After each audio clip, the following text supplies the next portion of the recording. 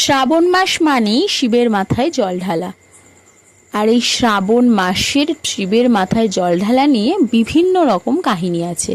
তার মধ্যে একটি কাহিনী হলো, পৌরাণিক মতে শ্রাবণ মাসেই নাকি দেবতা ও অসুরদের সম্মিলিত প্রয়াসে সমুদ্র মন্থন হয়েছিল। সেই মন্থনে সমুদ্র থেকে অমৃতের কলস ওঠার আগে উঠেছিল তীব্র হলাহল, অর্থাৎ বিষ। সেই বিষ এতটাই তীব্র ছিল যে তা সমস্ত সৃষ্টিকে নষ্ট করে ফেলার ক্ষমতা রাখত। সৃষ্টিকে রক্ষা করতে এগিয়ে এসেছিলেন শিব। তিনি সেই বিষ কণ্ঠে ধারণ করে নীলকণ্ঠ হয়েছিলেন, বিষজনিত বিঘ্ন নাশ করেছিলেন। বিঘ্ননাশা শিবকে তাই এই শ্রাবণ মাসে বিশেষভাবে অর্চনা করা হয়। শিব যেমন নিজে বিষ ধারণের জ্বালাশয়ে জীব ও জগৎকে রক্ষা করেছেন, তাই শিবের ভক্তরাও পায়ে হেঁটে বিভিন্নভাবে ব্রত করে বিশেষভাবে অবগাহের সঙ্গে ঢেলে বিষ জ্বালা সাময়িকভাবে প্রশমনের প্রয়াস করেন।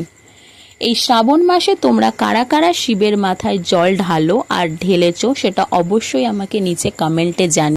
আমার ভিডিওটি যদি তোমাদের ভালো লাগে তাহলে অবশ্যই একটা লাইক করে দিও, ভিডিওটাকে শেয়ার করে নিও, আর আমার চ্যানেলটিকে সাবস্ক্রাইব করে পাশে থাকা বেল বাটনটি ক্লিক করে নিও আমার ভিডিও তোমার ফোনে সবার আগে পাওয়ার জন্য।